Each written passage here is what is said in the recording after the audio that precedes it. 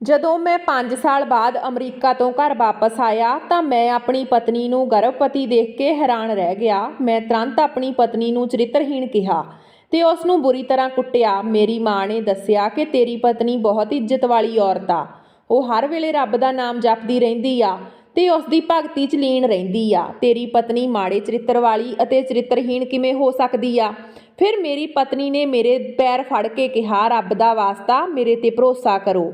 ਇਹ ਬੱਚਾ ਤੁਹਾਡਾ ਹੈ। ਜਦੋਂ ਬੱਚਾ ਪੈਦਾ ਹੋਵੇਗਾ ਤਾਂ ਤੁਸੀਂ ਇਸ ਦਾ DNA ਟੈਸਟ ਕਰਵਾ ਲੈਣਾ। ਤੁਹਾਨੂੰ ਸੱਚ ਪਤਾ ਚੱਲ ਜਾਵੇਗਾ ਬੱਚੇ ਦੇ ਜਨਮ ਵਾਲੇ ਦਿਨ ਹੀ। ਜਦੋਂ ਮੈਂ ਬੱਚੇ ਦਾ ਟੈਸਟ ਕਰਵਾਇਆ ਤਾਂ ਅਸਮਾਨ ਮੇਰੇ ਸਿਰ ਤੇ ਡਿੱਗ ਪਿਆ, ਕਿਉਂਕਿ ਉਹ ਬੱਚਾ ਮੇਰਾ ਹੀ ਸੀ। ਪਰ ਇਹ ਕਿਵੇਂ ਸੰਭਵ ਸੀ? ਮੇਰਾ ਨਾਮ ਦੀਪਕ ਹੈ ਤੇ ਮੇਰਾ ਵਿਆਹ 5 ਸਾਲ ਪਹਿਲਾਂ ਹੋਇਆ ਸੀ, ਜਿਸ ਵਿੱਚ ਮੇਰੀ ਪਸੰਦ ਬਿਲਕੁਲ ਵੀ ਸ਼ਾਮਲ ਨਹੀਂ ਸੀ। ਉਸ ਸਮੇਂ ਮੇਰਾ ਮਨ ਬਹੁਤ ਉਦਾਸ ਸੀ, ਕਿਉਂਕਿ ਮੈਂ ਸੁਣਿਆ ਸੀ ਕਿ ਮੇਰੀ ਪਤਨੀ ਸਾਵਲੇ ਰੰਗ ਵਾਲੀ ਆ। ਮੈਂ ਸੁੰਦਰਤਾ ਤੇ ਮਰਨ ਵਾਲਾ ਆਦਮੀ ਸੀ। ਮੈਨੂੰ ਸੋਹਣੀਆਂ ਕੁੜੀਆਂ ਪਸੰਦ ਸਨ। ਮੈਨੂੰ ਗੋਰਾ ਰੰਗ ਪਸੰਦ ਸੀ, ਪਰ ਮੇਰੀ ਪਤਨੀ ਸਾਵਲੇ ਰੰਗ ਦੀ ਸੀ। ਇਸ ਲਈ ਮੇਰੀ ਉਸ ਨੂੰ ਦੇਖਣ ਦੀ ਬਿਲਕੁਲ ਵੀ ਇੱਛਾ ਨਹੀਂ ਸੀ। ਜਦੋਂ ਮੈਂ ਆਪਣੀ ਮਾਂ ਨੂੰ ਸ਼ਿਕਾਇਤ ਕੀਤੀ ਕਿ ਤੁਸੀਂ ਮੇਰਾ ਵਿਆਹ ਕਾਲੀ ਰੰਗ ਦੀ ਕੁੜੀ ਨਾਲ ਕਿਉਂ ਕਰਵਾ ਰਹੇ ਹੋ, ਤਾਂ ਮੇਰੀ ਮਾਂ ਨੇ ਮੈਨੂੰ ਕਿਹਾ ਕਿ ਦੇਖ ਦੀਪਕ, ਤੂੰ ਪਰਦੇਸ ਵਿੱਚ ਕੰਮ ਕਰਦਾ ਹੈ ਤੇ ਤੂੰ ਵਿਆਹ ਤੋਂ ਬਾਅਦ ਵਾਪਸ ਚਲਾ ਜਾਵੇਂਗਾ। ਮੈਂ ਨੂੰ ਇਸ ਲਈ ਲਿਆ ਰਹੀ ਹਾਂ ਤਾਂ ਕਿ ਉਹ ਮੇਰੇ ਘਰ ਦੇ ਕੰਮ ਕਰਾ ਸਕੇ। ਤੂੰ ਤਾਂ ਜਾਣਦਾ ਹੀ ਆ ਕਿ ਅੱਜ ਕੱਲ੍ਹ ਨੌਕਰਾਣੀਆਂ ਕਿੰਨੀਆਂ ਮਹਿੰਗੀਆਂ ਹੋ ਗਈਆਂ ਹਨ। ਤੂੰ ਹੀ ਸੋਚ, ਜੇ ਮੈਂ ਕੋਈ ਸੋਹਣੀ ਕੁੜੀ ਲੈ ਕੇ ਆਵਾਂਗੀ ਤਾਂ ਉਹ ਮੇਰੇ ਘਰ ਦਾ ਕੰਮ ਕਰੇਗੀ। ਤੂੰ ਉਸ ਨੂੰ ਇੱਥੇ ਛੱਡ ਦੇਵੀਂ, ਉਹ ਘਰ ਦੀ ਸਫਾਈ ਕਰੇਗੀ, ਭਾਂਡੇ ਧੋਵੇਗੀ, ਸਾਰਾ ਘਰ ਸਾਂਭੇਗੀ। ਮੈਂ ਸਾਰੀ ਜ਼ਿੰਮੇਵਾਰੀ ਉਸ ਦੇ ਸਿਰ ਤੇ ਪਾ ਦੇਵਾਂਗੀ। ਜੇ ਤੇਰੀ ਗੱਲ ਹੈ ਤਾਂ ਤੂੰ ਪ੍ਰਦੇਸ ਵਿੱਚ ਜਾ ਕੇ ਕਿਸੇ ਗੋਰੀ ਕੁੜੀ ਨਾਲ ਵਿਆਹ ਕਰਵਾ ਲੈਣਾ। ਮੇਰੇ ਪਾਸੋਂ ਵੀ ਖੁੱਲ੍ਹੀ ਛੁੱਟੀ ਆ। ਮੈਨੂੰ ਮੇਰੀ ਮਾਂ ਦੀ ਇਹ ਗੱਲ ਬਿਲਕੁਲ ਸਹੀ ਲੱਗੀ। ਪਰ ਮਾਂ, ਮੈਂ ਸੁਣਿਆ ਹੈ ਉਹ ਕੁੜੀ ਪੜ੍ਹੀ ਲਿਖੀ ਆ। ਜੇਕਰ ਉਸਨੇ MA ਪਾਸ ਕੀਤੀ ਆ ਤਾਂ ਕੀ ਉਹ ਤੁਹਾਡੇ ਲਈ ਘਰ ਦਾ ਕੰਮ ਕਰੇਗੀ? ਜਦੋਂ ਮੈਂ ਆਪਣੀ ਮਾਂ ਨੂੰ ਪੁੱਛਿਆ ਤਾਂ ਉਸਨੇ ਕਿਹਾ, ਹਾਂ ਮੈਂ ਕਰਵਾ ਲਵਾਂਗੀ, ਬਸ ਤੂੰ ਅਮਰੀਕਾ ਜਾ ਕੇ ਉੱਥੇ ਵਿਆਹ ਕਰਵਾ ਲੈਣਾ। ਇਹ ਮਾਮਲਾ ਮੇਰੇ ਤੇ ਛੱਡ ਦੀ। ਮੈਂ ਸੋਚਿਆ ਕਿ ਮੇਰੀ ਮਾਂ ਠੀਕ ਕਹਿ ਰਹੀ ਆ। ਮੈਂ ਵਿਦੇਸ਼ ਜਾਵਾਂਗਾ, ਠੀਕ ਹੈ, ਉਹ ਮੇਰੀ ਮਾਂ ਨੂੰ ਪਿੱਛੇ ਤੋਂ ਸਹਾਰਾ ਦੇਵੇਗੀ। ਮੇਰੀ ਮਾਂ ਨੇ ਮੈਨੂੰ ਪ੍ਰਦੇਸ ਵਿੱਚ ਵਿਆਹ ਕਰਨ ਦੀ ਇਜਾਜ਼ਤ ਵੀ ਦੇ ਦਿੱਤੀ ਸੀ। ਇਸ ਲਈ ਮੈਂ ਖੁਸ਼ ਸੀ। ਵਿਆਹ ਵਾਲੀ ਰਾਤ ਮੇਰੇ ਆਪਣੀ ਦੁਲਹਨ ਦਾ ਚਿਹਰਾ ਵੇਖਣ ਦਾ ਬਿਲਕੁਲ ਵੀ ਮਨ ਨਹੀਂ ਸੀ। ਫਿਰ ਵੀ ਜਦੋਂ ਮੈਂ ਘੰਡ ਚੁੱਕਿਆ ਤਾਂ ਮੇਰੇ ਸਾਹਮਣੇ ਇੱਕ ਸਾਵਲੀ ਦਿਖਣ ਵਾਲੀ ਪਤਲੀ ਜਿਹੀ ਕੁੜੀ ਬੈਠੀ ਸੀ। ਮੇਰੇ ਅੰਦਰ ਕੜੱਤਣ ਭਰ ਗਈ। ਮੈਂ ਉਸ ਨਾਲ ਗੱਲ ਵੀ ਨਾ ਕੀਤੀ ਤੇ ਸੌਂ ਗਿਆ। ਅਤੇ ਸਵੇਰੇ ਮੈਨੂੰ ਵਾਪਸ ਵਿਦੇਸ਼ ਜਾਣਾ ਸੀ। ਮੈਂ ਅਮਰੀਕਾ ਵਿੱਚ ਕੰਮ ਕਰਦਾ ਸੀ। ਵਿਆਹ ਦੀ ਅਗਲੀ ਸਵੇਰ ਹੀ ਮੇਰੀ ਫਲਾਈਟ ਸੀ ਤੇ ਮੈਂ ਅਮਰੀਕਾ ਵਾਪਸ ਆ ਗਿਆ। ਇੱਥੇ ਘਰ ਆ ਕੇ ਮੈਂ ਵਿਆਹ ਕਰਨ ਦਾ ਮਨ ਬਣਾ ਲਿਆ, ਪਰ ਮੈਨੂੰ ਕੋਈ ਕੁੜੀ ਨਹੀਂ ਮਿਲਦੀ ਸੀ, ਕਿਉਂਕਿ ਮੈਂ ਖੁਦ ਵੀ ਸਾਵਲੇ ਰੰਗ ਦਾ ਸੀ। ਆਦਮੀ ਭਾਵੇਂ ਕਿੰਨਾ ਵੀ ਸਾਵਲਾ ਕਿਉਂ ਨਾ ਹੋਵੇ, ਉਸ ਨੂੰ ਪਤਨੀ ਸੋਹਣੀ ਚਾਹੀਦੀ ਆ। ਮੈਨੂੰ ਰਿਸ਼ਤਾ ਲੱਭਣ ਵਿੱਚ ਲਗਭਗ 2 ਸਾਲ ਲੱਗ ਗਏ। ਗੱਲਬਾਤ ਚੱਲਦੀ ਅਤੇ ਫਿਰ ਖਤਮ ਹੋ ਜਾਂਦੀ। ਜੋ ਵੀ ਰਿਸ਼ਤਾ ਸਿਰੇ ਚੜ੍ਹਨ ਲੱਗਦਾ, ਉਹਨਾਂ ਦੀ ਅਜੀਬ ਸ਼ਰਤਾਂ ਹੁੰਦੀਆਂ ਸਨ। ਸਭ ਤੋਂ ਪਹਿਲੀ ਸ਼ਰਤ ਇਹ ਹੁੰਦੀ ਸੀ ਕਿ ਮੈਂ ਆਪਣੀ ਸਾਰੀ ਕਮਾਈ ਆਪਣੀ ਪਤਨੀ ਨੂੰ ਦੇਵਾਂਗਾ ਅਤੇ ਆਪਣੀ ਮਾਂ ਨੂੰ ਇੰਡੀਆ ਵਿੱਚ ਇੱਕ ਪੈਸਾ ਵੀ ਨਹੀਂ ਭੇਜਾਂਗਾ। ਅਤੇ ਫਿਰ ਮੈਂ ਇੱਥੇ ਹੀ ਨਿਰਾਸ਼ ਹੋ ਜਾਂਦਾ, ਕਿਉਂਕਿ ਮੈਂ ਆਪਣੇ ਪਰਿਵਾਰ ਦੇ ਖਰਚਿਆਂ ਨੂੰ ਘੱਟ ਨਹੀਂ ਕਰ ਸਕਦਾ ਸੀ। ਉੱਥੇ ਮੇਰੀਆਂ 2 ਭੈਣਾਂ ਵਿਆਹ ਲਈ ਬੈਠੀਆਂ ਸਨ। ਮੈਂ ਆਪਣੇ ਮਾਪਿਆਂ ਦਾ ਇੱਕੋ ਇੱਕ ਸਹਾਰਾ ਸੀ, ਕਿਉਂਕਿ ਮੈਂ ਉਹਨਾਂ ਦਾ ਇਕਲੌਤਾ ਪੁੱਤਰ ਸੀ। ਮੇਰੀਆਂ ਮੁਸ਼ਕਲਾਂ ਦਿਨ ਬ ਦਿਨ ਵੱਧਦੀਆਂ ਜਾ ਰਹੀਆਂ ਸੀ। ਇੰਡੀਆ ਤੋਂ ਮੇਰੇ ਆਪਣੇ ਮਾਤਾ ਪਿਤਾ ਨਾਲ ਬਹੁਤ ਘੱਟ ਸੰਪਰਕ ਹੁੰਦਾ ਸੀ, ਕਿਉਂਕਿ ਉਸ ਸਮੇਂ ਮੋਬਾਈਲ ਫੋਨ ਬਹੁਤ ਘੱਟ ਵਰਤੇ ਜਾਂਦੇ ਸਨ। ਜਦੋਂ ਵੀ ਮੈਂ ਆਪਣੀ ਮਾਂ ਨਾਲ ਗੱਲ ਕਰਦਾ ਤਾਂ ਉਹ ਕਹਿੰਦੀ, ਦੀਪਕ ਪੁੱਤਰ, ਤੇਰੀ ਪਤਨੀ ਆਪਣੇ ਪੇਕੇ ਗਈ ਹੋਈ ਆ। ਹੁਣ ਮੈਂ ਇਹਨਾਂ ਨਿੱਤ ਦੀਆਂ ਗੱਲਾਂ ਬਾਤਾਂ ਤੋਂ ਤੰਗ ਆ ਗਿਆ ਸੀ।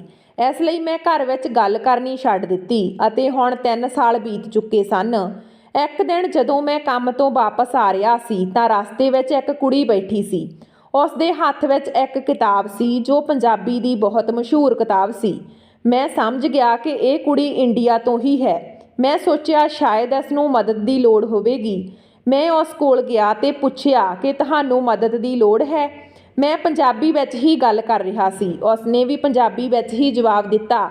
ਉਸਨੇ ਕਿਹਾ ਕਿ ਹਾਂ, ਮੈਂ 2 ਦਿਨ ਪਹਿਲਾਂ ਹੀ ਇੰਡੀਆ ਤੋਂ ਆਈ ਹਾਂ। ਇੱਥੇ ਆਪਣੇ ਰਿਸ਼ਤੇਦਾਰਾਂ ਕੋਲ ਰਹਿ ਰਹੀ ਹਾਂ। ਪਤਾ ਨਹੀਂ ਉਹ ਲੋਕ ਕਿੱਥੇ ਚਲੇ ਗਏ। ਮੈਂ ਬਾਜ਼ਾਰ ਤੋਂ ਕੁਝ ਖਰੀਦਣਾ ਸੀ। ਜਦੋਂ ਮੈਂ ਵਾਪਸ ਘਰ ਗਈ ਤਾਂ ਘਰ ਨੂੰ ਤਾਲਾ ਲੱਗਿਆ ਹੋਇਆ ਸੀ। ਇਹ ਸੁਣ ਕੇ ਮੈਨੂੰ ਬਹੁਤ ਦੁੱਖ ਹੋਇਆ ਤੇ ਮੈਂ ਉਸ ਨੂੰ ਆਪਣੇ ਨਾਲ ਆਉਣ ਲਈ ਕਿਹਾ।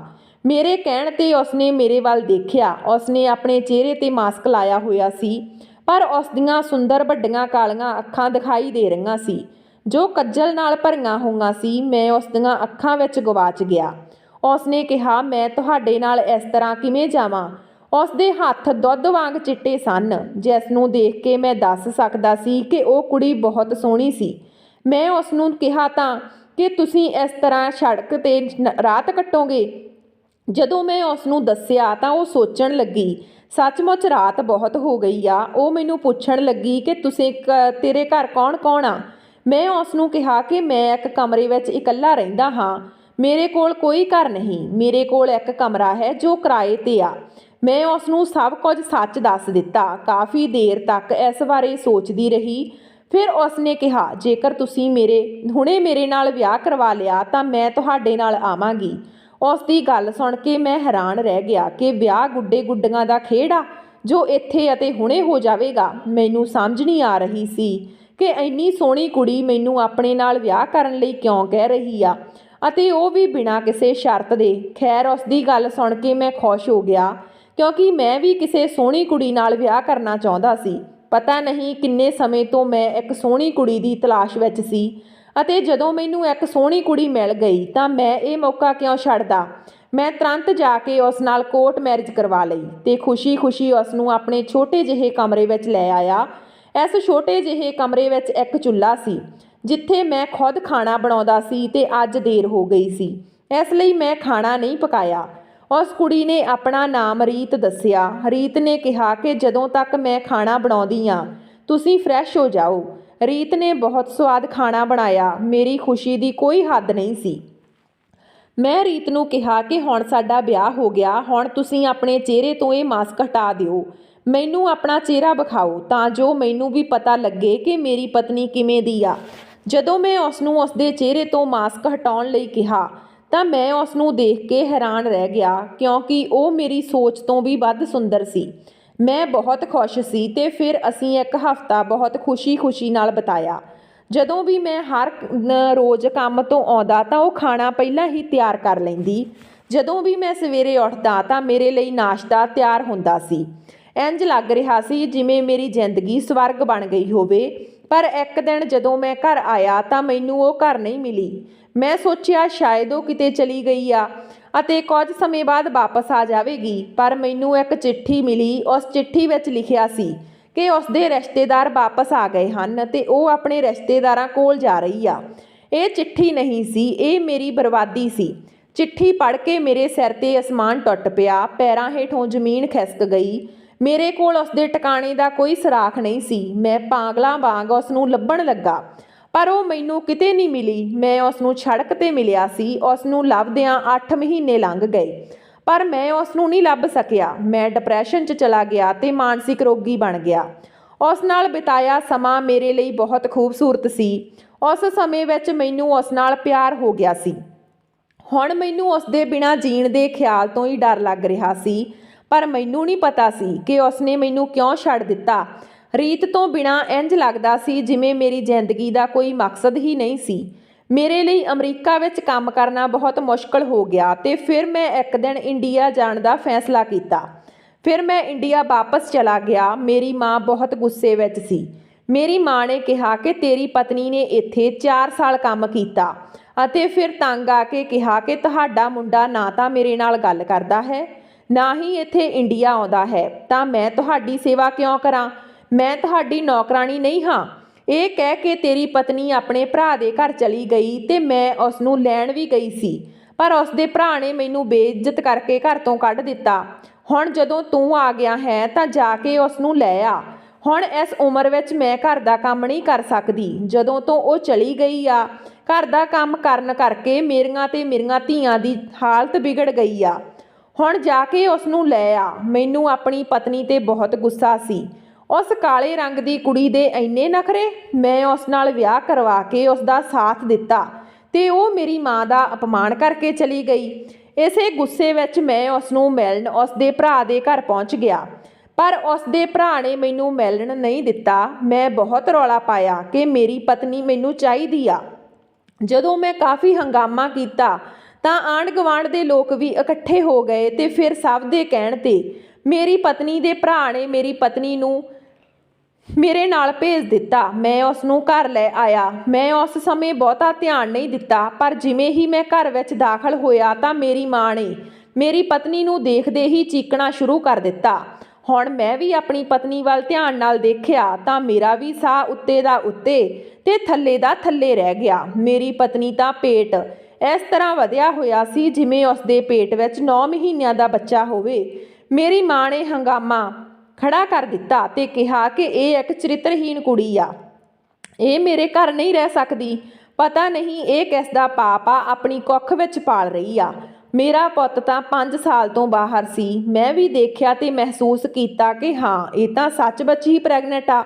ਮੈਂ ਵੀ ਉਸ ਨੂੰ ਝਿੜਕਣਾ ਸ਼ੁਰੂ ਕਰ ਦਿੱਤਾ। ਉਸ ਨੂੰ ਚਰਿੱਤਰਹੀਣ ਤੇ ਕਲੈਣੀ ਕਹਿ ਕੇ ਉਸ ਦਾ ਹੱਥ ਫੜ ਕੇ ਉਸ ਨੂੰ ਘਰੋਂ ਬਾਹਰ ਕੱਢਣ ਲੱਗਿਆ ਤਾਂ ਉਹ ਮੇਰੇ ਪੈਰਾਂ 'ਚ ਡਿੱਗ ਪਈ ਤੇ ਕਹਿਣ ਲੱਗੀ, ਮੈਂ ਰੱਬ ਦੀ ਸਹੁੰ ਖਾਂਦੀ ਆ, ਇਹ ਤੁਹਾਡਾ ਹੀ ਬੱਚਾ। ਜੇ ਤੁਹਾਨੂੰ ਮੇਰੇ ਤੇ ਵਿਸ਼ਵਾਸ ਨਹੀਂ ਤਾਂ ਬੱਚੇ ਦੇ ਜਨਮ ਤੋਂ ਬਾਅਦ ਇਸ ਦਾ DNA ਟੈਸਟ ਕਰਵਾ ਲੈਣਾ।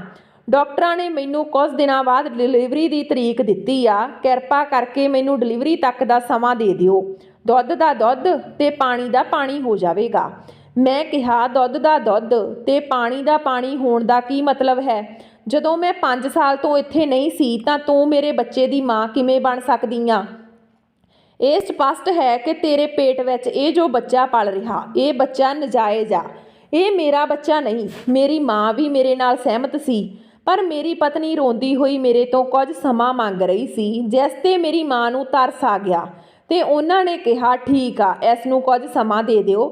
ਮੈਂ ਮਾਂ ਨੂੰ ਕਿਹਾ, ਮਾਂ ਇਹ ਕਿਵੇਂ ਹੋ ਸਕਦਾ? ਮੈਂ 5 ਸਾਲਾਂ ਤੋਂ ਅਮਰੀਕਾ ਰਹਿ ਰਿਹਾ, ਫਿਰ ਇਹ ਬੱਚਾ ਮੇਰਾ ਕਿਵੇਂ ਹੋ ਸਕਦਾ? ਮਾਂ ਨੇ ਮੈਨੂੰ ਸਮਝਾਇਆ ਕਿ ਪੁੱਤ, ਮੁਹੱਲੇ ਵਿੱਚ ਤਮਾਸ਼ਾ ਬਣ ਜਾਵੇਗਾ, ਇਸ ਨਾਲ ਕੀ ਫਰਕ ਪੈਂਦਾ? ਉਸ ਦੀ ਡਿਲੀਵਰੀ ਵਿੱਚ ਕੁਝ ਹੀ ਸਮਾਂ ਬਾਕੀ ਆ।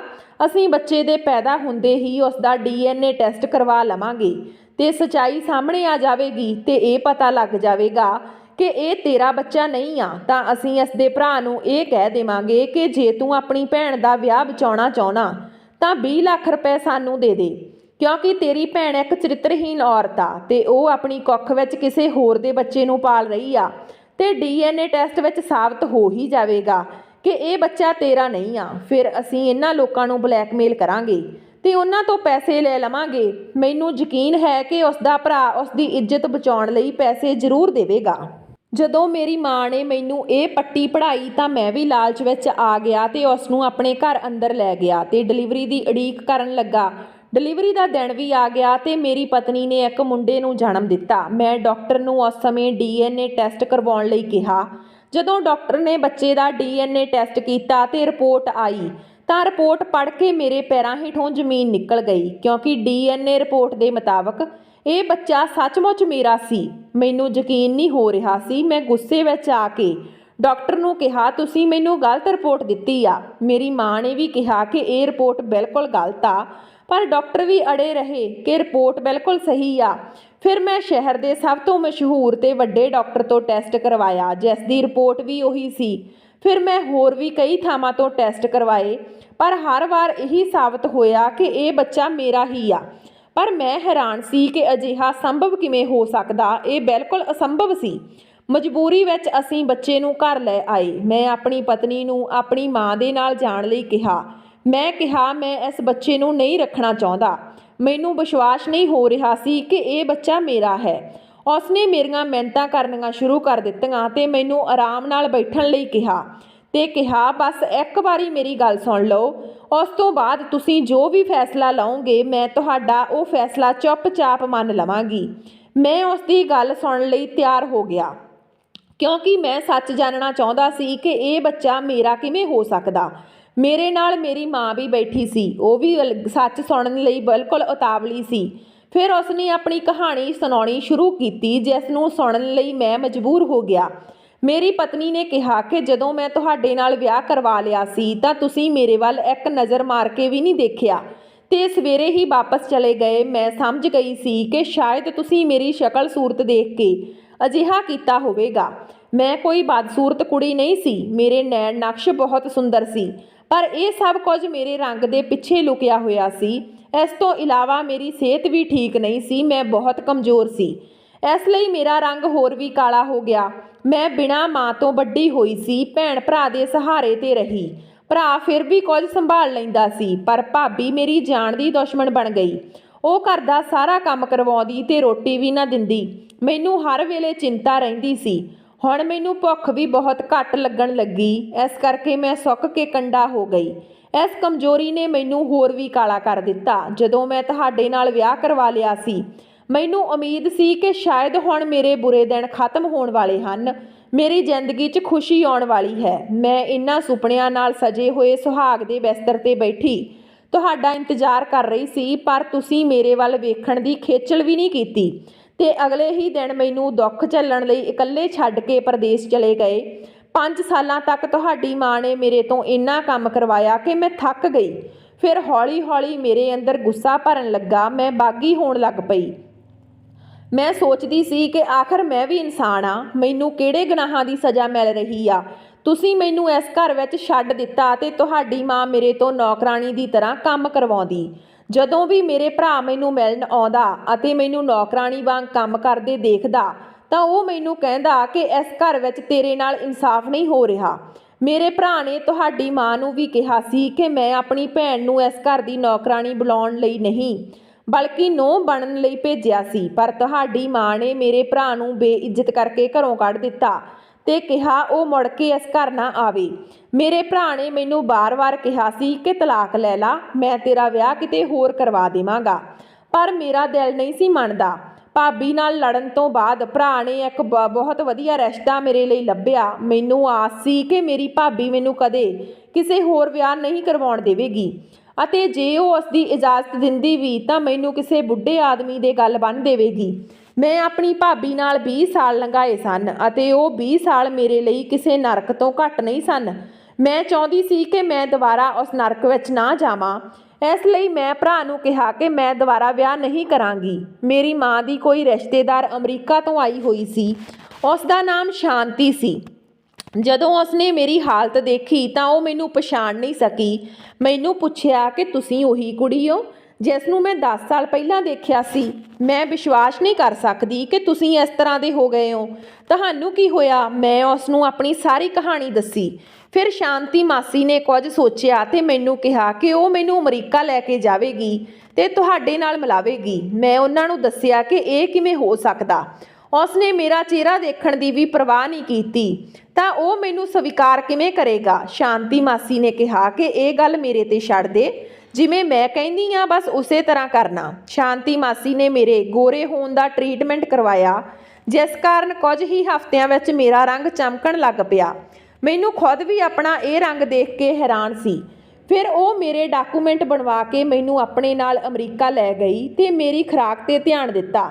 ਮੈਨੂੰ ਚੰਗਾ ਖਾਣ ਪੀਣ ਨੂੰ ਦਿੱਤਾ, ਜਿਸ ਕਾਰਨ ਮੇਰੇ ਹੱਥ ਪੈਰ ਠੀਕ ਹੋਣ ਲੱਗੇ। ਜਦੋਂ ਮੈਂ ਤੁਹਾਡੀ ਮਾਂ ਨਾਲ ਰਹਿੰਦੀ ਸੀ ਤਾਂ ਮੈਨੂੰ ਤੁਹਾਡੇ ਕਮਰੇ 'ਚੋਂ ਇੱਕ ਡਾਇਰੀ ਮਿਲੀ ਸੀ। ਉਸ ਡਾਇਰੀ ਵਿੱਚ ਤੁਹਾਡੀ ਰਿਹਾਇਸ਼ ਦਾ ਪਤਾ ਸੀ, ਤੁਸੀਂ ਅਮਰੀਕਾ ਵਿੱਚ ਕਿੱਥੇ ਰਹਿੰਦੇ ਹੋ। ਮੈਂ ਉਹ ਪਤਾ ਨੋਟ ਕੀਤਾ ਤੇ ਮਾਸੀ ਨੂੰ ਦੇ ਦਿੱਤਾ। ਮਾਸੀ ਨੂੰ ਉਸ ਥਾਂ ਦਾ ਪਤਾ ਮਿਲ ਗਿਆ। ਇੱਕ ਦਿਨ ਜਦੋਂ ਤੁਸੀਂ ਉੱਥੋਂ ਲੰਘੇ ਜਾ ਰਹੇ ਸੀ ਤਾਂ ਮਾਸੀ ਨੇ ਮੈਨੂੰ ਉੱਥੇ ਬੈਠਣ ਨੂੰ ਕਿਹਾ। ਜਿਵੇਂ ਹੀ ਉਹ ਇੱਥੇ ਆਵੇਗਾ ਉਸ ਦਾ ਧਿਆਨ ਤੇਰੇ ਵੱਲ ਜ਼ਰੂਰ ਜਾਵੇਗਾ। ਅਤੇ ਫਿਰ ਅਜਿਹਾ ਹੀ ਹੋਇਆ। ਤੁਹਾਡਾ ਧਿਆਨ ਮੇਰੇ 'ਤੇ ਗਿਆ। ਮੇਰੇ ਰੰਗ ਤੇ ਮੇਰੀ ਸਿਹਤ ਬਦਲੀ ਹੋਣ ਕਰਕੇ ਤੁਸੀਂ ਮੈਨੂੰ ਪਛਾਣ ਹੀ ਨਹੀਂ ਸਕੇ। ਤੁਸੀਂ ਮੈਨੂੰ ਕਦੇ ਢੰਗ ਨਾਲ ਦੇਖਿਆ ਵੀ ਨਹੀਂ ਸੀ ਤੇ ਮੈਨੂੰ ਅਣਜਾਣ ਕੁੜੀ ਸਮਝ ਕੇ ਵਿਆਹ ਕਰਵਾ ਲਿਆ। ਹਾਲਾਂਕਿ ਇਸ ਦੀ ਲੋੜ ਨਹੀਂ ਸੀ, ਕਿਉਂਕਿ ਮੈਂ ਪਹਿਲਾਂ ਹੀ ਤੁਹਾਡੀ ਪਤਨੀ ਸੀ। ਚੰਗੀ ਖੁਰਾਕ ਕਾਰਨ ਮੇਰਾ ਸਰੀਰ ਭਰਮਾ ਹੋ ਗਿਆ ਸੀ ਤੇ ਮੇਰਾ ਰੰਗ ਵੀ ਸਾਫ਼ ਹੋ ਗਿਆ ਸੀ, ਪਰ ਮੇਰਾ ਰੰਗ ਕੁਝ ਸਮੇਂ ਲਈ ਹੀ ਸੀ, ਕਿਉਂਕਿ ਇੰਜੈਕਸ਼ਨ ਕਾਰਨ ਰੰਗ ਗੋਰਾ ਹੋਇਆ ਸੀ ਤੇ ਇੰਜੈਕਸ਼ਨ ਦਾ ਅਸਰ ਖਤਮ ਹੁੰਦੇ ਹੀ ਮੇਰਾ ਰੰਗ ਫਿਰ ਤੋਂ ਕਾਲਾ ਹੋ ਜਾਣਾ ਸੀ। ਅਤੇ ਫਿਰ ਵਿਆਹ ਤੋਂ ਬਾਅਦ ਮੈਂ ਤੁਹਾਡੇ ਨਾਲ ਰਹਿਣ ਲੱਗ ਪਈ, ਪਰ ਜਿਵੇਂ ਹੀ ਇੰਜੈਕਸ਼ਨ ਦਾ ਅਸਰ ਖਤਮ ਹੋਣ ਲੱਗਿਆ ਤਾਂ ਮੇਰਾ ਰੰਗ ਫਿਰ ਤੋਂ ਕਾਲਾ ਹੋ ਗਿਆ। ਇਸ ਲਈ ਮੈਂ ਉੱਥੋਂ ਆ ਗਈ। ਮੇਰਾ ਵੀਜ਼ਾ ਵੀ ਪੂਰਾ ਹੋ ਗਿਆ ਸੀ। ਮੇਰੇ ਕੋਲ ਕੁਝ ਦਿਨਾਂ ਦਾ ਹੀ ਵੀਜ਼ਾ ਸੀ ਤੇ ਫਿਰ ਮੈਂ ਵਾਪਸ ਆ ਗਈ। ਇੰਡੀਆ ਆਉਣ ਤੋਂ ਬਾਅਦ ਮੈਨੂੰ ਪਤਾ ਲੱਗਾ ਕਿ ਮੈਂ ਪ੍ਰੈਗਨੈਂਟ ਹਾਂ। ਮੇਰੇ ਪਰਿਵਾਰਕ ਮੈਂਬਰਾਂ ਨੇ ਮੈਨੂੰ ਹਿੰਮਤ ਰੱਖਣ ਅਤੇ ਇੱਥੇ ਰਹਿਣ ਲਈ ਕਿਹਾ ਤੇ ਕਿਹਾ ਕਿ ਘਬਰਾਉਣ ਦੀ ਕੋਈ ਲੋੜ ਨਹੀਂ, ਅਸੀਂ ਤੁਹਾਡੇ ਪਤੀ ਨੂੰ ਸਾਰੀ ਸੱਚਾਈ ਦੱਸ ਦੇਵਾਂਗੇ। ਮੇਰੀ ਪਤਨੀ ਨੇ ਮੈਨੂੰ ਸਾਰੀ ਕਹਾਣੀ ਦੱਸੀ ਤੇ ਸਬੂਤ ਵਜੋਂ ਅਮਰੀਕਾ ਵਿੱਚ ਸਾਡੇ ਵਿਆਹ ਦੇ ਕਾਗਜ਼ ਵੀ ਦਿਖਾਏ। ਉਸ ਕੋਲ ਕੁਝ ਹੋਰ ਵੀ ਚੀਜ਼ਾਂ ਸਨ ਜੋ ਮੈਨੂੰ ਉਸਨੇ ਅਮਰੀਕਾ ਵਿੱਚ ਮੈਂ ਉਸ ਨੂੰ ਦਿੱਤੀਆਂ ਸੀ। ਉਸਨੇ ਉਹ ਚੀਜ਼ਾਂ ਨੂੰ ਵੀ ਮੈਨੂੰ ਦਿਖਾਇਆ। ਜਦੋਂ ਮੈਂ ਉਸ ਵੱਲ ਧਿਆਨ ਨਾਲ ਦੇਖਿਆ ਤਾਂ ਉਹ ਵੱਡੀਆਂ ਵੱਡੀਆਂ ਅੱਖਾਂ ਸਨ ਜਿਨ੍ਹਾਂ ਨਾਲ ਮੈਨੂੰ ਪਿਆਰ ਹੋ ਗਿਆ ਸੀ। ਆਵਾਜ਼ ਵੀ ਉਹੀ ਸੀ। ਇੰਨੇ ਦਿਨਾਂ ਤੋਂ ਜਿਸ ਨੂੰ ਮੈਂ ਪੂਰੇ ਦਿਲੋਂ ਜਾਣ ਤੋਂ ਲੱਭ ਰਿਹਾ ਸੀ। ਫਰਕ ਸਿਰਫ ਇੰਨਾ ਸੀ ਕਿ ਉਸ ਦਾ ਰੰਗ ਫਿਰ ਤੋਂ ਕਾਲਾ ਹੋ ਗਿਆ ਸੀ। ਉਸ ਸਮੇਂ ਮੈਨੂੰ ਉਸ ਦੇ ਇੰਨਾ ਗੁੱਸਾ ਸੀ ਕਿ ਮੈਂ ਉਸ ਵੱਲ ਧਿਆਨ ਨਾਲ ਦੇਖਿਆ ਵੀ ਨਹੀਂ ਸੀ। ਜਿਵੇਂ ਹੀ ਮੈਨੂੰ ਪਤਾ ਲੱਗਿਆ ਕਿ ਮੇਰੀ ਪਤਨੀ ਮੇਰੇ ਬਿਨਾਂ ਹੀ ਪ੍ਰੈਗਨੈਂਟ ਹੈ ਤਾਂ ਮੈਨੂੰ ਇੰਨਾ ਗੁੱਸਾ ਆਇਆ ਕਿ ਮੈਂ ਉਸ ਨੂੰ ਕੁੱਟਣਾ ਹੀ ਸ਼ੁਰੂ ਕਰ ਦਿੱਤਾ। ਜੇ ਮੈਂ ਪਹਿਲਾਂ ਉਸ ਵੱਲ ਧਿਆਨ ਦਿੱਤਾ ਹੁੰਦਾ ਤਾਂ ਸ਼ਾਇਦ ਮੈਨੂੰ ਪਤਾ ਲੱਗ ਜਾਂਦਾ ਕਿ ਇਹ ਮੇਰੀ ਰੀਤ ਆ ਜਿਸ ਨਾਲ ਮੈਂ ਅਮਰੀਕਾ 'ਚ ਵਿਆਹ ਕੀਤਾ ਸੀ। ਹੁਣ ਮੈਨੂੰ ਪੂਰਾ ਵਿਸ਼ਵਾਸ ਹੋ ਗਿਆ ਸੀ ਕਿ ਇਹ ਬੱਚਾ ਮੇਰਾ ਹੀ ਆ। ਮੇਰੀ ਮਾਂ ਨੇ ਕਿਹਾ ਕਿ ਇਹ ਸਭ ਝੂਠ ਆ, ਇਹ ਝੂਠੀ ਕਹਾਣੀ ਸੁਣਾ ਰਹੀ ਆ, ਇਸ ਦੀ ਕਹਾਣੀ 'ਤੇ ਵਿਸ਼ਵਾਸ ਨਾ ਕਰ। ਮੈਂ ਝੱਟ ਬੋਲ ਕੇ ਮਾਂ ਨੂੰ ਕੁਝ ਕਹਿਣ ਤੋਂ ਰੋਕ ਦਿੱਤਾ। ਮੈਂ ਕਿਹਾ, ਨਹੀਂ ਮਾਂ, ਇਹ ਬਿਲਕੁਲ ਵੀ ਝੂਠ ਨਹੀਂ ਬੋਲ ਰਹੀ, ਇਹ ਸਭ ਸੱਚ ਬੋਲ ਰਹੀ ਆ। ਇਹ ਉਹੀ ਕੁੜੀ ਆ ਜਿਸ ਨਾਲ ਮੈਂ ਅਮਰੀਕਾ 'ਚ ਵਿਆਹ ਕੀਤਾ ਸੀ ਤੇ ਬੱਚਾ ਵੀ ਮੇਰਾ। ਫਿਰ ਮੈਂ ਉਸ ਨੂੰ ਆਪਣੇ ਕੋਲ ਰੱਖਣ ਲਈ ਮਜਬੂਰ ਮਹਿਸੂਸ ਕੀਤਾ। ਫਿਰ ਵੀ ਪਤਾ ਨਹੀਂ ਕਿਉਂ ਮੇਰੇ ਦਿਲ ਉਸ ਵੱਲ ਖਿੱਚਿਆ ਨਹੀਂ ਜਾ ਰਿਹਾ ਸੀ। ਮੈਂ ਉਸ ਵੱਲ ਨਹੀਂ ਦੇਖਿਆ ਤੇ ਨਾ ਹੀ ਬੱਚੇ ਵੱਲ। ਪਤਾ ਨਹੀਂ ਕਿਉਂ ਮੈਂ ਆਪਣੀ ਪਤਨੀ ਨੂੰ ਉਹ ਪਿਆਰ ਨਹੀਂ ਦੇ ਸਕਿਆ ਜੋ ਅਮਰੀਕਾ ਵਿੱਚ ਰੀਤ ਨੂੰ ਦਿੱਤਾ ਸੀ। ਹਾਲਾਂਕਿ ਦੋਵੇਂ ਇੱਕੋ ਹੀ ਸਨ, ਫਰਕ ਸਿਰਫ ਰੰਗ ਦਾ ਸੀ। ਜਿਸ ਤਰ੍ਹਾਂ ਮਹੀਨਾ ਲੰਘ ਗਿਆ ਮੈਂ ਬਹੁਤ ਉਦਾਸ ਸੀ। ਫਿਰ ਇੱਕ ਦਿਨ ਉਸਨੇ ਅੱਖਾਂ ਵਿੱਚ ਹੰਝੂ ਲੈ ਕੇ ਕਿਹਾ ਕਿ ਜੇ ਤੁਸੀਂ ਮੈਨੂੰ ਪਸੰਦ ਨਹੀਂ ਕਰਦੇ ਤਾਂ ਮੈਂ ਤੁਹਾਨੂੰ ਦੁਖੀ ਨਹੀਂ ਦੇਖ ਸਕਦੀ। ਮੈਂ ਇਹ ਘਰ ਛੱਡ ਰਹੀ ਹਾਂ। ਬੱਚਾ ਤੁਹਾਡਾ ਹੈ, ਤੁਹਾਡੇ ਕੋਲ ਰਹੇਗਾ। ਇਹ ਕਹਿ ਕੇ ਉਹ ਘਰੋਂ ਚਲੀ ਗਈ। ਮੈਂ ਦੂਜੇ ਕਮਰੇ ਵਿੱਚ ਸੌਂਦਾ ਸੀ ਤੇ ਰੀਤ ਬੱਚੇ ਨਾਲ ਵੱਖਰੇ ਕਮਰੇ ਵਿੱਚ ਸੌਂਦੀ ਸੀ। ਉਹ ਚਲੀ ਗਈ ਪਰ ਮੈਨੂੰ ਕੋਈ ਪਰਵਾਹ ਨਹੀਂ ਸੀ। ਬੱਚਾ ਸਾਰਾ ਦਿਨ ਰੋਂਦਾ ਰਹਿੰਦਾ। ਮੈਨੂੰ ਅਜੀਬ ਮਹਿਸੂਸ ਹੋਣ ਲੱਗਿਆ ਕਿਉਂਕਿ ਮੇਰੀ ਮਾਂ ਤੇ ਭੈਣਾਂ ਵਿੱਚ ਕਿਸੇ ਵੀ ਨੇ ਵੀ ਬੱਚੇ ਨੂੰ ਛੂਹਿਆ ਨਹੀਂ ਸੀ। ਰਾਤ ਵੀ ਹੋ ਗਈ ਪਰ ਬੱਚਾ ਭੁੱਖਾ ਹੀ ਰਿਹਾ। ਮੈਂ ਵੀ ਸੌਣ ਲਈ ਲੇਟ ਗਿਆ ਪਰ ਬੱਚੇ ਦੀ ਰੋਣ ਦੀ ਆਵਾਜ਼ ਸੁਣ ਕੇ ਮੈਂ ਬੇਚੈਨ ਜਿਹਾ ਹੋ ਗਿਆ। ਮੈਨੂੰ ਨੀਂਦ ਨਹੀਂ ਆਉਂਦੀ ਸੀ। ਮੈਂ ਉਸ ਦੀ ਆਵਾਜ਼ ਨੂੰ ਨਜ਼ਰਅੰਦਾਜ਼ ਕਰਨ ਦੀ ਪੂਰੀ ਕੋਸ਼ਿਸ਼ ਕਰ ਰਿਹਾ ਸੀ ਪਰ ਅਜਿਹਾ ਨਹੀਂ ਹੋ ਸਕਿਆ ਤੇ ਅਖੀਰ ਜਦੋਂ ਮੈਂ ਉੱਠ ਕੇ ਕਮਰੇ ਵਿੱਚ ਗਿਆ ਤਾਂ ਭੁੱਖ ਕਾਰਨ ਬੱਚੇ ਦੀ ਹਾਲਤ ਬਹੁਤ ਖਰਾਬ ਸੀ। ਮੈਂ ਉਸ ਨੂੰ ਚੁੱਕਿਆ ਪਰ ਮੈਂ ਉਸ ਨੂੰ ਕੀ ਖਵਾਵਾਂ। ਉਸ ਦੀ ਮਾਂ ਤਾਂ ਜਾ ਚੁੱਕੀ ਸੀ। ਜਿਵੇਂ ਹੀ ਉਸ ਨੂੰ ਗੋਦੀ ਚੁੱਕਿਆ ਮੈਨੂੰ ਇੱਕ ਅਜੀਬ ਜਿਹਾ ਅਹਿਸਾਸ ਹੋਣ ਲੱਗਿਆ। ਇੰਜ ਲੱਗਾ ਜਿਵੇਂ ਇਸ ਦੁਨੀਆ ਵਿੱਚ ਮੇਰਾ ਕੋਈ ਆਪਣਾ ਕਰੀਬੀ ਹੋਵੇ। ਪਰ ਅਗਲੇ ਹੀ ਪਲ ਮੈਨੂੰ ਅਹਿਸਾਸ ਹੋਇਆ ਕਿ ਮੇਰਾ ਬੱਚਾ ਬਹੁਤ ਭੁੱਖਾ ਸੀ। ਉਸ ਸਮੇਂ ਮੈਂ ਉਸ ਨੂੰ ਡਾਕਟਰ ਕੋਲ ਲੈ ਗਿਆ ਤੇ ਡਾਕਟਰ ਨੂੰ ਬੱਚੇ ਲਈ ਕੁਝ ਸੁਝਾਅ ਦੇਣ ਲਈ ਕਿਹਾ ਕਿਉਂਕਿ ਬੱਚੇ ਨੂੰ ਬਹੁਤ ਭੁੱਖ ਲੱਗੀ ਸੀ ਤੇ ਬੱਚੇ ਦੀ ਮਾਂ ਇਸ ਸਮੇਂ ਘਰ ਨਹੀਂ ਸੀ। ਡਾਕਟਰ ਨੇ ਮੈਨੂੰ ਡੱਬਾ ਬੰਦ ਦੁੱਧ ਦੇਣ ਲਈ ਕਿਹਾ। ਮੈਂ ਝੱਟ ਦੁੱਧ ਲੈ ਕੇ ਘਰ ਆ ਗਿਆ।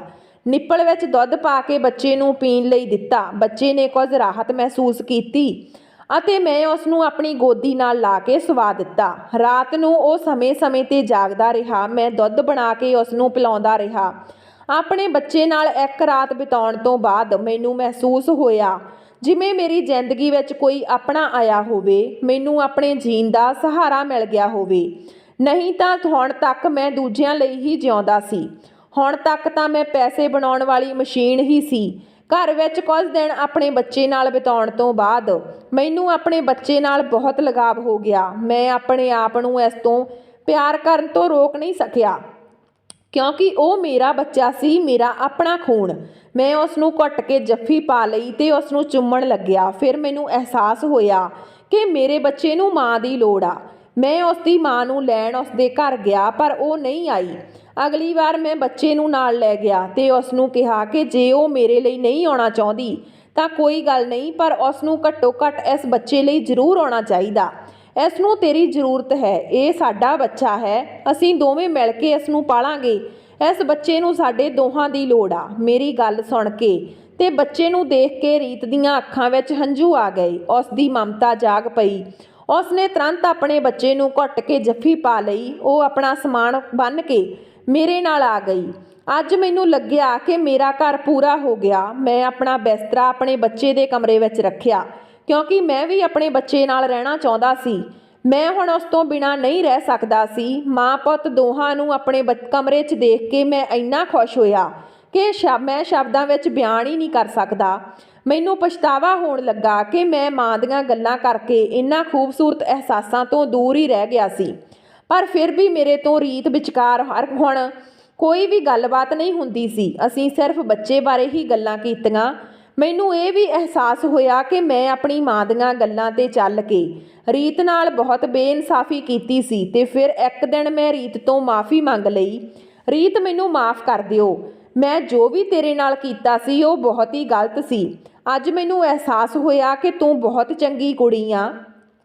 ਜਦੋਂ ਮੈਨੂੰ ਪਿਆਰ ਹੋ ਗਿਆ ਸੀ ਤੂੰ ਸਹੀ ਸੀ, ਤੇ ਹੁਣ ਉਹੀ ਅਮਰੀਕੀ ਪਿਆਰ ਤੇਰੇ ਲਈ ਮੇਰੇ ਦਿਲ ਵਿੱਚ ਦੁਬਾਰਾ ਤੋਂ ਜਾਗਣਾ ਸ਼ੁਰੂ ਹੋ ਗਿਆ। ਤੂੰ ਜੋ ਵੀ ਕੀਤਾ ਆਪਣਾ ਹੱਕ ਲੈਣ ਲਈ ਕੀਤਾ। ਮੈਨੂੰ ਤੇਰੇ ਨਾਲ ਕੋਈ ਗੁੱਸਾ ਨਹੀਂ। ਮੈਂ ਤੇਰੇ ਤੋਂ ਮਾफ़ੀ ਮੰਗਦਾ ਹਾਂ। ਭਾਵੇਂ ਮੈਂ ਤੇਰੀ ਮਾफ़ੀ ਦੇ ਲਾਇਕ ਨਹੀਂ, ਫਿਰ ਵੀ ਮੈਂ ਤੇਰੇ ਤੋਂ ਮਾफ़ੀ ਮੰਗ ਰਿਹਾ। ਜਦੋਂ ਮੈਂ ਰੀਤ ਅੱਗੇ ਹੱਥ ਜੋੜ ਕੇ ਉਸ ਤੋਂ ਮਾफ़ੀ ਮੰਗਣ ਲੱਗਾ ਤਾਂ ਉਸ ਦੀਆਂ ਅੱਖਾਂ ਹੰਝੂਆਂ ਨਾਲ ਭਰ ਆਈਆਂ ਤੇ ਉਸਨੇ ਮੈਨੂੰ ਮਾफ़ ਕਰ ਦਿੱਤਾ। ਮੈਂ ਰੀਤ ਨੂੰ ਕਿਹਾ ਕਿ ਮੈਂ ਤੇਰੇ ਨਾਲ ਵਾਅਦਾ ਕਰਦਾ ਹਾਂ, ਅੱਜ ਤੋਂ ਬਾਅਦ ਮੈਂ ਤੈਨੂੰ ਕੋਈ ਦੁੱਖ ਨਹੀਂ ਦੇਵਾਂਗਾ ਤੇ ਤੇਰਾ ਪੂਰਾ ਖਿਆਲ ਰੱਖਾਂਗਾ। ਇਹ ਸੁਣ ਕੇ ਰੀਤ ਖੁਸ਼ ਨਾਲ ਖਿੜਕ ਉੱਠੀ। ਮੈਂ ਉਸ ਨਾਲ ਵਾਅਦਾ ਕੀਤਾ ਕਿ ਮੈਂ ਤੈਨੂੰ ਹੁਣ ਵੱਖਰੇ ਘਰ ਵਿੱਚ ਰੱਖਾਂਗਾ, ਪਰ ਉਸਨੇ ਇਨਕਾਰ ਕਰ ਦਿੱਤਾ। ਉਸਨੇ ਕਿਹਾ ਕਿ ਮੈਨੂੰ ਕੋਈ ਵੱਖਰਾ ਘਰ ਨਹੀਂ ਚਾਹੀਦਾ, ਮੈਂ ਇੱਥੇ ਹੀ ਖੁਸ਼ ਹਾਂ। ਮੈਨੂੰ ਬਸ ਤੁਹਾਡੇ ਪਿਆਰ ਦੀ ਲੋੜ ਆ, ਹੋਰ ਮੈਨੂੰ ਕੁਝ ਨਹੀਂ ਚਾਹੀਦਾ। ਮੈਨੂੰ ਵੱਖਰੇ ਘਰ ਦੀ ਕੋਈ ਜ਼ਰੂਰਤ ਨਹੀਂ। ਮੈਨੂੰ ਇੱਕ ਬੇਟੇ ਨੂੰ ਉਸਦੇ ਮਾਪਿਆਂ ਤੋਂ ਵੱਖ ਕਰਕੇ ਕੋਈ ਖੁਸ਼ੀ ਨਹੀਂ ਮਿਲੇਗੀ। ਮੈਂ ਅਜਿਹੀ ਨਹੀਂ ਹਾਂ। ਜਦੋਂ ਰੀਤ ਨੇ ਇਹ ਸਭ ਕੁਝ ਕਿਹਾ ਤਾਂ ਦਰਵਾਜ਼ੇ ਦੇ ਬਾਹਰ ਖੜੀ ਮੇਰੀ ਮਾਂ ਇਹ ਸਭ ਕੁਝ ਸੁਣ ਰਹੀ ਸੀ। ਇਹ ਸਭ ਸੁਣ ਕੇ ਮੇਰੀ ਮਾਂ ਦੀਆਂ ਅੱਖਾਂ ਵੀ ਹੰਝੂਆਂ ਨਾਲ ਭਰ ਗਈਆਂ। ਉਹ ਕਮਰੇ ਦੇ ਅੰਦਰ ਆਈ ਤੇ ਰੀਤ ਤੋਂ ਮਾਫ਼ੀ ਮੰਗਣ ਲੱਗੀ। ਰੀਤ ਪੁੱਤ, ਮੈਨੂੰ ਮਾਫ਼ ਕਰ ਦੇ। ਮੈਂ ਤੇਰੇ ਨਾਲ ਬਹੁਤ ਮਾੜਾ ਕੀਤਾ ਤੇ ਤੂੰ ਫਿਰ ਵੀ ਸਾਨੂੰ ਛੱਡਣ ਨੂੰ ਤਿਆਰ ਨਹੀਂ। ਭਾਵੇਂ ਅੱਜ ਤੈਨੂੰ ਇਹ ਕਰਨ ਦਾ ਹੱਕ ਸੀ, ਪਰ ਆਖਰ ਹੀ ਮੇਰੀ ਧੀਆਂ ਨੋ ਨਹੀਂ। ਮੇਰੀ ਮਾਂ ਨੇ ਰੀਤ ਨੂੰ ਆਪਣੇ ਗਲ ਨਾਲ ਲਾ ਲਿਆ। ਉਸ ਸਮੇਂ ਮੈਨੂੰ ਲੱਗਾ ਕਿ ਅੱਜ ਮੇਰੀ ਦੁਨੀਆ ਸੱਚਮੁੱਚ ਸੰਪੂਰਨ ਹੋ ਗਈ। ਕਿੰਨੀ ਅਜੀਬ ਗੱਲ ਸੀ। ਜਿਸ ਕੁੜੀ ਨਾਲ ਮੈਂ ਸਿਰਫ ਉਸਦੇ ਰੰਗ ਕਾਰਨ ਦੁਰਵਿਵਹਾਰ ਕਰਦਾ ਸੀ, ਹੁਣ ਉਸੇ ਨਾਲ ਆਪਣਾ ਪਰਿਵਾਰ ਪੂਰਾ ਕਰ ਲਿਆ। ਇਹ ਗੋਰਾ ਰੰਗ, ਇਹ ਸੁੰਦਰਤਾ ਸਿਰਫ 4 ਦਿਨਾਂ ਦੀ ਚਾਂਦਣੀ ਵਰਗੀ ਆ, ਫਿਰ ਇਹ ਸਮੇਂ ਨਾਲ ਫਿੱਕੀ ਪੈ ਜਾਂਦੀ ਆ। ਅਸਲ ਚੀਜ਼ਾਂ ਤਾਂ ਮਨੁੱਖ ਦਾ ਚਰਿੱਤਰ ਹਨ, ਜੋ ਕਦੇ ਵੀ ਧੁੰਦਲਾ ਨਹੀਂ ਪੈਂਦਾ। ਮੈਂ ਰੱਬ ਦਾ ਸ਼ੁਕਰ ਕੀਤਾ ਕਿ ਉਸਨੇ ਮੈਨੂੰ ਰੀਤ ਵਰਗੀ ਪਤਨੀ ਦਿੱਤੀ। ਮੈਂ ਆਪਣੇ ਰੱਬ ਤੋਂ ਵੀ ਮਾफ़ੀ ਮੰਗੀ ਤੇ ਫਿਰ ਇਸ ਤੋਂ ਬਾਅਦ ਮੇਰੇ ਦਿਲ ਨੂੰ ਸ਼ਾਂਤੀ ਮਹਿਸੂਸ ਹੋਈ। ਅੱਜ ਅਸੀਂ ਆਪਣੇ ਇਸ ਘਰ ਵਿੱਚ ਖੁਸ਼ਹਾਲ ਜੀਵਨ ਬਤੀਤ ਕਰ ਰਹੇ ਹਾਂ। ਦੋਸਤੋ, ਇਸ ਬਾਰੇ ਤੁਹਾਡੇ ਕੀ ਵਿਚਾਰ ਹਨ? ਕਮੈਂਟ ਬਾਕਸ ਵਿੱਚ ਜ਼ਰੂਰ ਦੱਸਣਾ। ਮਿਲਦੇ ਹਾਂ ਨਵੀਂ ਕਹਾਣੀ ਦੇ ਨਾਲ। ਤਦ ਤੱਕ ਸਤਿ ਸ਼੍ਰੀ ਅਕਾਲ।